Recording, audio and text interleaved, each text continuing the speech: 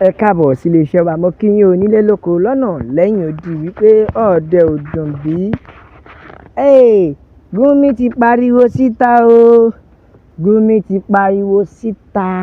Ó ní ẹ dákun, ẹ bá ń tọpinpin ẹ̀, ẹ bá ń wá orúkọ ẹni tó ní Facebook tó parọ́ mọ́ mi. Látàrí ẹ̀sùn tí wọ́n fi kan Sheik Gumi. Wọ́n ti fẹ̀sùn kan bàbá Gumi o. Èyí ló fà á tí bàbá ní kó bá òun wá ẹni tí ó gbé ìròyìn náà jáde. Bẹ́ẹ̀ gẹ́gẹ́ bí information tí ó tẹ̀ wá lọ́wọ́ ni pé Dr. Ahmed Sheik Gumi bẹ́ẹ̀ ni ó ti ké gbàjarè síta o. Ó ní ìbanilórúkọ jẹ́ àtẹ̀gbingbùn òun lélẹ́yìí. Bẹ́ẹ̀ òun wá di ohun tóun gba ẹ̀yẹ káàkiri. Bẹ́ẹ̀ ni Gumi pariwo, ó ní ẹ bá mi wá ẹni náà, ẹni tó pa irọ́ mọ́ mi tí ó dẹ̀ post ẹ̀ síta. Ẹ gbọ́ irọ́ kí ló pa mọ́ Gumi. Gẹ́gẹ́ bí information tó tẹ̀ wá lọ́wọ́ ni pé wọ́n sọ wípé Gumi dúnmọ̀ wúrúmọ̀ọ́rú, ó ń dúnkokò mọ́ Minister of Defence, Nigeria Minister of Defence over ongoing military operation against agbésùmọ̀mí. Wọ́n ní Sheik Gumi o, ó ní òun ó ti lọ dúnmọ̀rúmọ̀ọ́rú mọ́ Christopher Musa, ìyẹn Nigeria Minister of Defence, tí ó dẹ̀ jẹ́ pé wọ́n ní látàrí bó ṣe ń kojú sí agbésùmọ̀mí. Wọ́n ní látàrí bí ó ṣe ń bá agbésùmọ̀mí tó fẹ́ máa gbè lẹ́yìn wọ́n ti kọjú sí Gumi. Gumi nírọ́ o. Ó ní irọ́. Gumi ti ní èmi ò sọ bẹ́ẹ̀, èmi ò lọ dúnmọ̀rúmọ̀ọ́rú mọ́ anybody. Kódà èmi àti ẹni yìí ó ní tímọ́tímọ́ ni wọ́n o, ìyẹn Minister of Defence. Ó lóun ò bá jà rárá, òun ò tẹ̀ sọ tó jọ bẹ́ẹ̀. Bẹ́ẹ̀ ni Gumi wá ní ṣe rí iléeṣẹ́ ìròyìn tí wọ́n ti gbé news jáde, bàbá ní kó bá òun wá Facebook ẹni yẹn, bàbá ní kó bá òun wá ìyẹn Bello Isiaka. Bàbá ti ní kó bá òun wá o. Gumi ní ẹ bá òun wá, ìyẹn ní kọ́kọ́ o, nítorí ó tún ní àwọn fọ́nrán mìíràn nínú ẹ̀. Ó ní ara ìṣòro tóun ní ni pé wọ́n ń gbé òun káàkiri ní tí òun ò sọ. Ó ní tí òun ò sọ fún ìdí èyí kí ìjọba tètè gbé ìgbésẹ̀ lórí ẹ̀. Ṣùgbọ́n ìbéèrè mi ni pé ìgbà tí wọ́n parọ́ mọ́ olóyè Sunday Igboho, ìjọba ò ṣe tètè gbé ìgbésẹ̀. Ó ṣe wá jẹ́ torí Gumi sìn ó wá ń pariwo pé kí wọ́n gbé ìgbésẹ̀ gidi ńlá lórí òun. Ẹ wo ẹ̀yin ìyá mi, bàbá mi, Yorùbá nation la fẹ́. Òmìnira ilẹ̀ Yorùbá òun ló jẹ wá lógún. Bẹ́ẹ̀ ẹ jẹ́ ká àtẹ̀jíṣẹ́ àwọn èèyàn, ẹ jẹ́ àgbọ̀n tí àwọn ènìyàn sọ. Yorùbá nation ló lè ṣe o. Òmìnira ilẹ̀ Yorùbá òun ló jẹ wá lógún o. Tó ẹ gbọ́ ohun tí Tájù tó kọ́kọ́ sọ. Ó ní ẹ má dá wọn lóhùn o, ẹ má dáhùn. Ohun tí Gumi náà ṣe ni wọ́n fi wọ́n fún padà.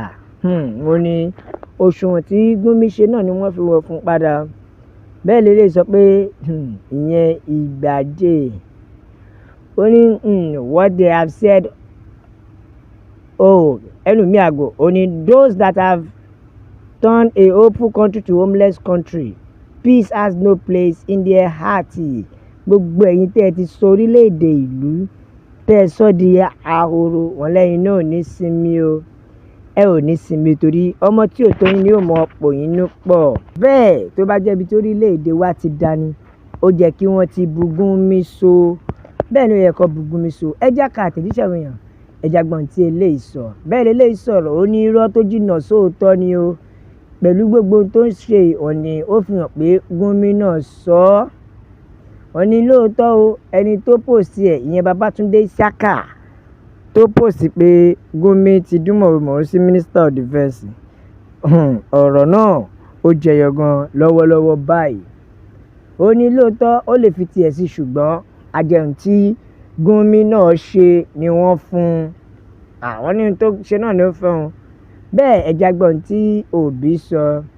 Òbí sọ̀rọ̀ pé nísìnyí tí wọ́n ti jí gbé ó jẹ́ kí ibi tí ó wà náà káwọn náà ṣe kíni kí wọ́n bù so àbí kọfẹ́lẹ́ wọ́n ti jí Gumi gbé ni torí nígbà tó ti bẹ̀rẹ̀ sí ní borúkọ ẹ̀ jẹ́ báyìí lọ́kàn ẹ̀ ò ti balẹ̀ ṣẹ́ẹ̀rí pọ́ ti jí gbé ọkàn ẹ̀ ò balẹ̀ ń gan ò lè fẹ̀dọ̀ lórí òróòró látàrí pé n tó sọ ó dúnmọ̀rúmọ̀ Minister of Defence ó dúnmọ̀rúmọ̀ CJ Musa nísìnyí ó lóun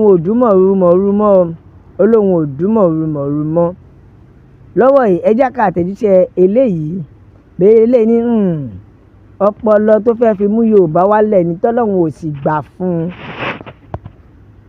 Bẹ́ẹ̀ ni arákùnrin Haúsá yìí sọ̀rọ̀ ó ní ẹjẹ́ àkọ́kọ́ ṣera wa lóṣùṣù ọwọ̀ àti Yorùbá àti Haúsá ká lè lé gbogbo àwọn ọ̀bàyéjẹ́ tó ń fi ẹ̀sìn bojú bíi ti Gumi wọ́n ní ká lè lé wọn wípé ẹjẹ́ àṣera wa ní òṣùṣù ọwọ̀ nítorí wọ́n ti sá sí abẹ́ ẹ̀sìn wọ́n ti fi ń ṣiṣẹ́ láabi. Bẹ́ẹ̀ lélẹ́yìí sọ̀rọ̀ ó ní ipò wo ni Gumi sọ ń pa rẹ̀ ipò wo.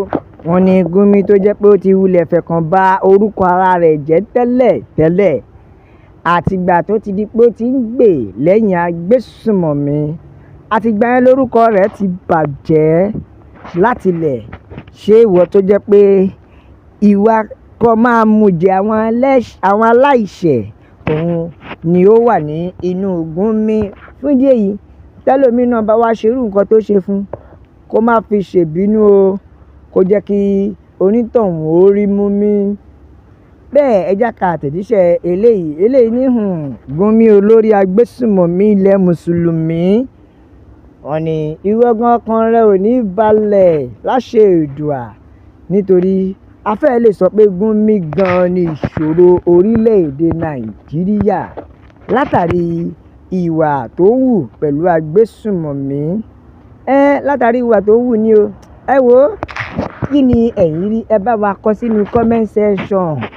Gumi ló fẹ́ bọ orúkọ òun jẹ́ ó ní tóun ò sọ wọ́n sọ pé òun sọ tí ò bá sọ ni ó ṣeé ṣe lóòótọ́ onítọ̀hún lè fi ti ẹkún ṣùgbọ́n àmọ́ tí Gumi lè ṣe tó ẹ bá wa like ẹ share ẹ subscribe ẹ tẹ̀ sójú ẹjọ́ yàwọn èèyàn lọ́tún lósì pé Yorùbá Nation is the only solution la fi ń sọ pé a máa bẹ ọ bẹ́ẹ̀ níbẹ̀ ṣu àtẹ́lẹsẹ̀ yóò máa bẹ̀nà wò gbogbo ẹni tó wá láwọn ní dé ó máa láwọn ní dé bá. God bless Yorùbá Nation ọlọ́run á bùkún orílẹ̀-èdè wa ó dàbọ̀.